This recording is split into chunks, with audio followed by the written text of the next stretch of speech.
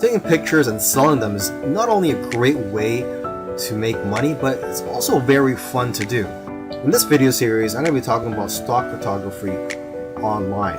And so this is where you upload your photos to stock photography agencies and their websites, and then you would get paid a commission or royalty whenever somebody purchases your pictures from these websites. And stock photography is never going away and will always be in demand.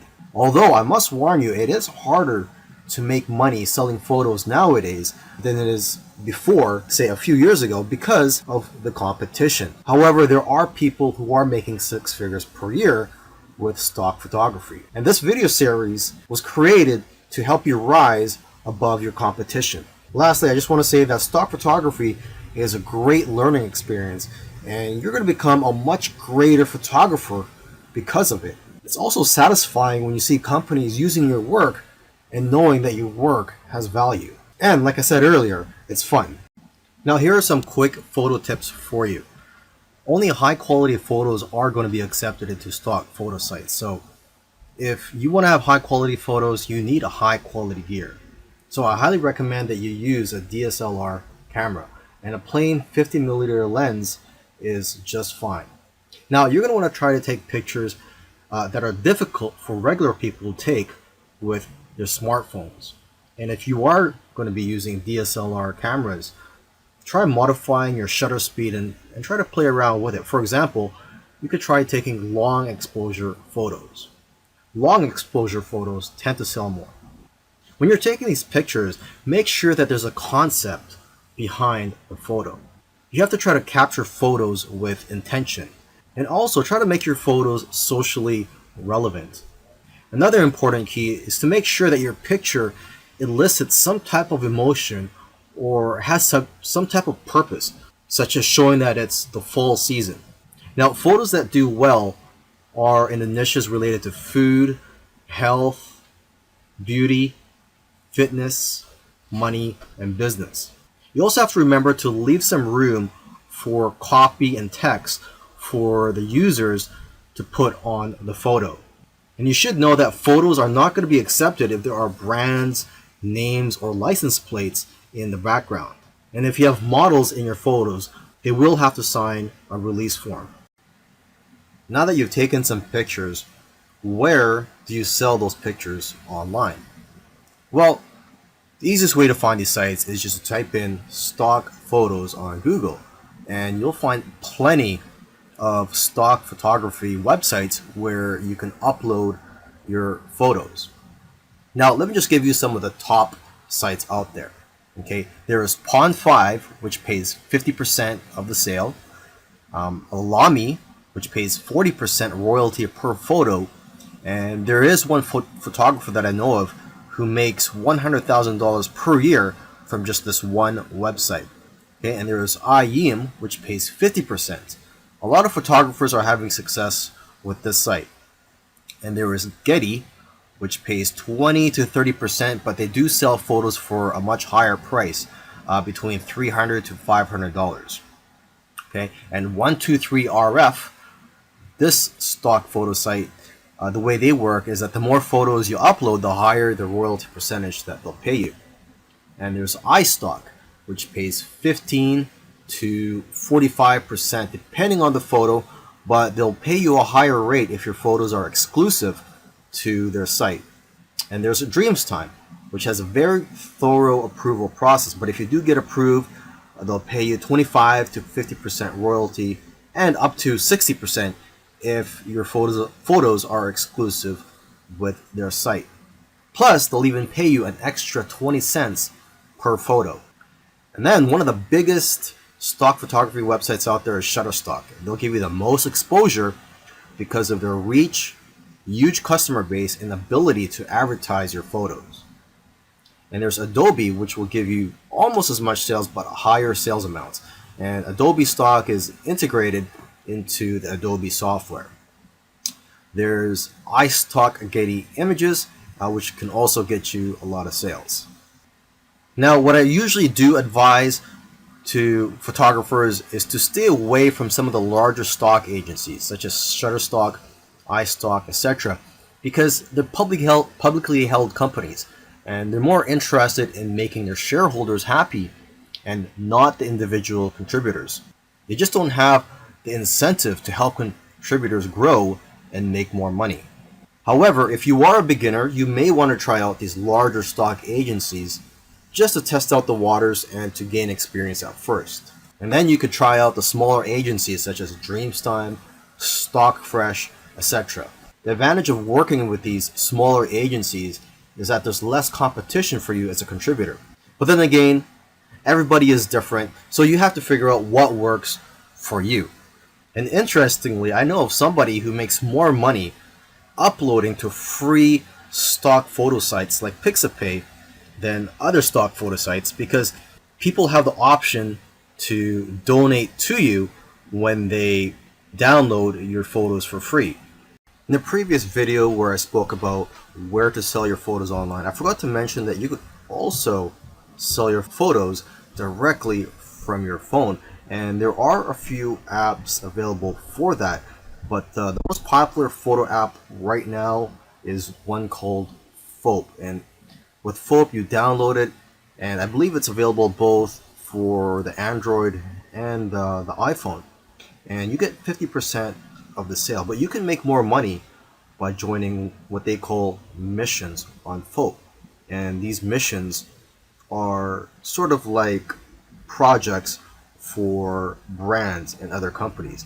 And each mission, if you are to win these missions, they pay a prize for the winning people, and it usually starts at around $50, and usually it can be a lot higher.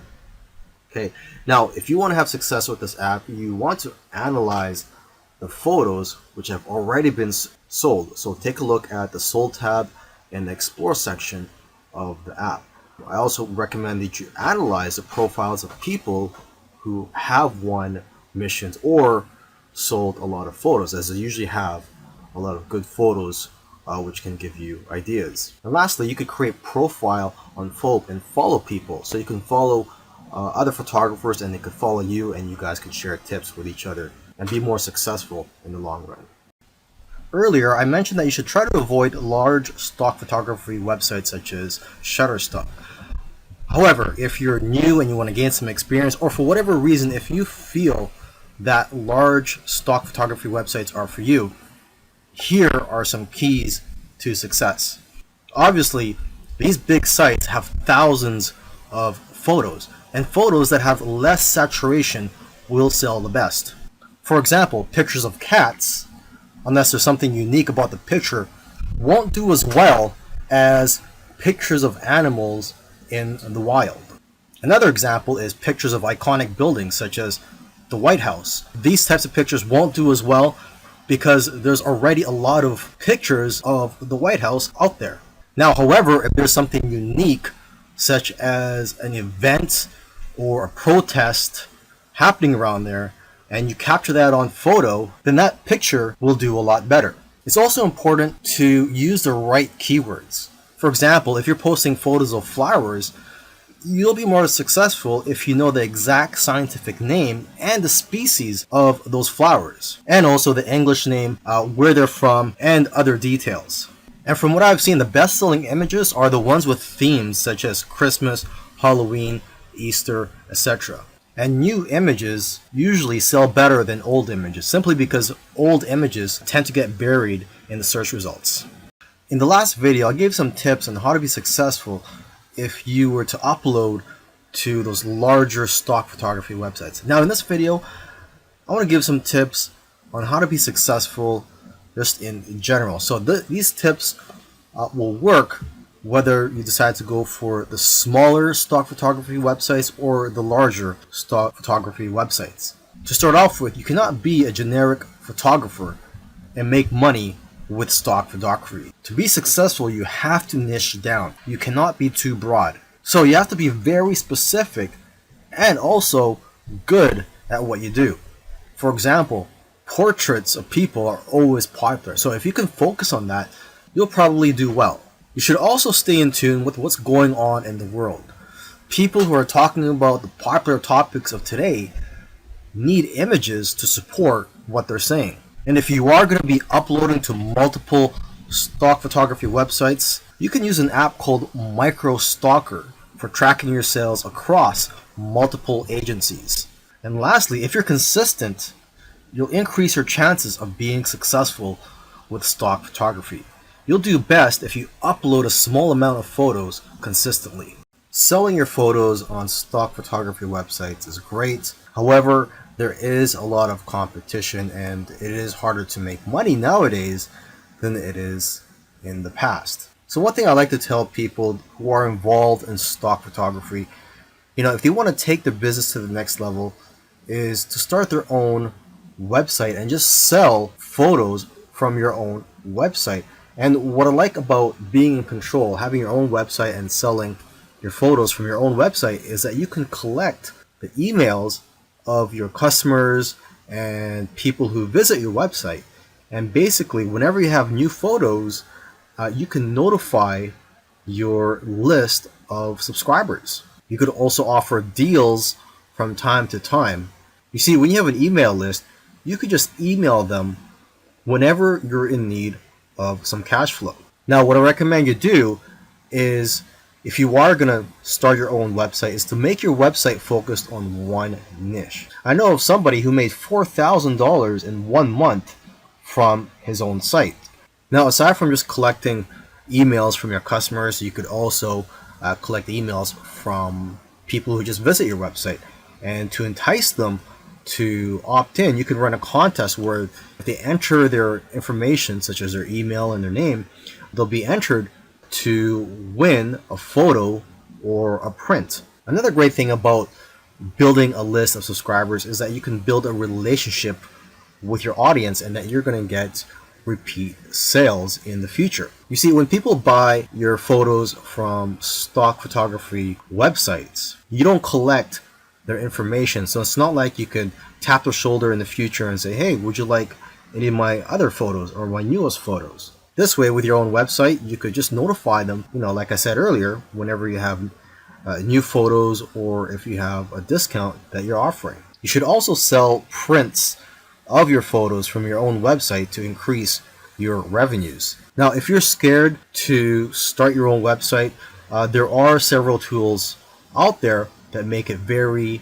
easy for you. And one tool that I highly recommend is called Shopify. One good feature of Shopify is that they will contact somebody who abandoned their shopping cart and they'll get reminded to purchase from you. And there's all types of themes available for you to use from Shopify. Now, once you have your site up and running, you could use Facebook ads to drive traffic to your site.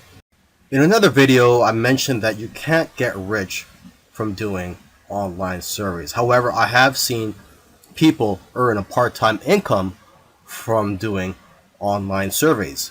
So if your goal is to earn a part-time income from online surveys, I highly recommend that you use multiple online survey sites so that you can multiply your income. For example, with Swagbucks and MyPoints, you could probably make around $90 per month. And with another online survey site called Branded, you could probably make around $40 per month. With Pinecone Research, $90 per month.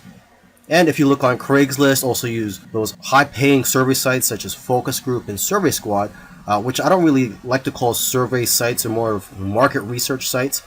If you use those, you could probably make a few hundred to over 1,000 per month just from those. So the key here is to use multiple online survey sites and market research sites if you want to earn a part-time income from online surveys.